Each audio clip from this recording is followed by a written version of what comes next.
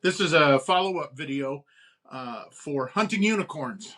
We found an applause last week. We found this K. There it is.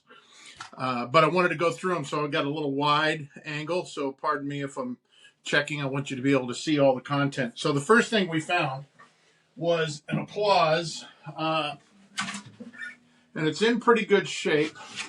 The bowl is pretty pristine. Neck's real straight. I slapped some new strings on it. I put my loop-de-loop signature G string on there that I do quite often. I used to do that when I played on stage quite a bit so that I could remember which guitars were mine. Pretty good shape for, this came from Salvation Army midweek last week. 2 days after I had just been in there and they had nothing. So that's pretty cool. This is a model number AA31, and with some quick research, early 80s, the late 70s, probably not. Not worth a ton of money, but considering it was $12.50 on a half off sale, because it was $25 on the sticker, paid $12.50. Probably, I'll ask $175. Throw in a 15-minute guitar lesson for somebody local. Did not come with a case. Now, for those of you with giant eyeballs, yes, this beauty, let's get that wave hat off. This beauty is something special. We'll talk about that in a minute. We got plans for that in the future with the builder, Mike Eldred. And of course, you know that this is the applause, the entry-level version of something like this. Not for sale. So this is a K. It is a Galaxie. Now, what's missing on this guitar is a pick guard that belonged here. It also had a K logo on it with the K logo mark, which is for musicians, you remember the old rickety wire music stand. You can kind of see it on this guitar. It's not really easy to see because it's a little faded. You see the word K there, and then that K is surrounded by a white box, and then it's got a little stand, and that is the K logo.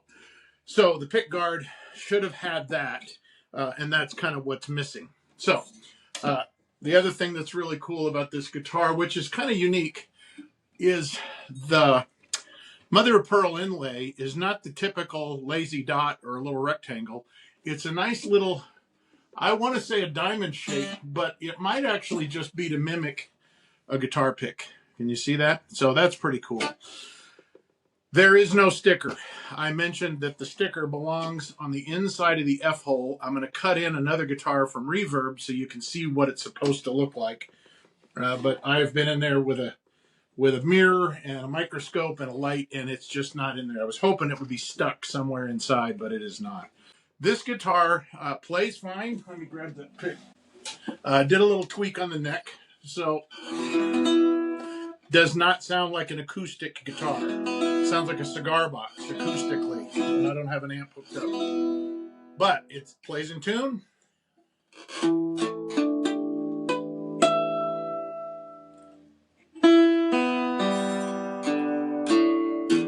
Got a buzz in that G. There might be the nut might need a replacement. Sounds weird, right? You hear that buzz? Anyway, this guitar, pristine on Reverb, recently sold, I think, for $1,200. I'll cut it in. That may be wrong. The cut in will be accurate. This guitar in this condition, no pick guard. It's got some clear scratches on the front. It's got some wear here in spots. And boy, on the back, it might have been kept in Grandpa's truck as he went to and from the bar to play some gigs, because it's got some real wear there, and I don't know that it's worth repairing. I know what your next question is. How much did you pay for it at the Hunting Unicorns adventure? $30. Pretty fantastic find, even if it's not sold, because there was also no case. So that's going to make it even less desirable. But all the tuners, machine heads, all original. Pretty awesome. A K Galaxie. All right. If you've known me a while, or you've been following a while, you know I spent quite a bit of my professional career with the Rockford Fosgate people. This is a guitar that we built during that time for the 25 to life anniversary. There were two builds of this guitar. One, foreign sourced, 700 pieces. That was designed for consumers and for dealers to have programs to include the guitar with sales of equipment. Then there was 25 handmade at the custom shop in Corona, California, which was headed by Mike Eldred, who is the president and builder of El Cabron guitars. Mike's guitars now, today, he builds 5 at a time and they sell out in 24 hours for about $6,500. If you don't know Mike's new guitar company, go check that out. But this is one of my treasures. And when you look at this guitar versus the 700 build, number one, you'll find on the back a serial number stamp. Number 7 of 25 is mine. You'll find that it is a real Strat. Some custom backplate cover on the pickguard, and the 25 to life logo designed by the Rockford Fosgate design team, Celise Harris, Eric Flippo, and that is an actual badge that is secured to the guitar. With a little bit of luck, we'll get Mike Eldred on a podcast, FunnARTZ conversation, and he can cover for us exactly what sets this guitar apart. We'll save that for the future video. So that's it. More unicorns to come. This week I found bongos. I found a djembe. Some nice pieces in the musical world of unicorn hunting. All right, thanks for watching. Don't forget, like this video, share, please make a comment. Tell me what your treasure, what your vintage find would be. What's on your bucket list?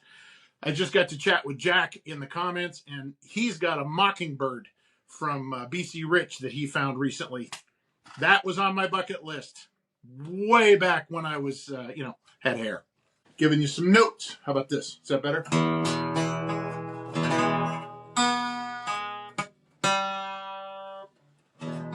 Everybody loves to hear that. Best song guitarists ever knew.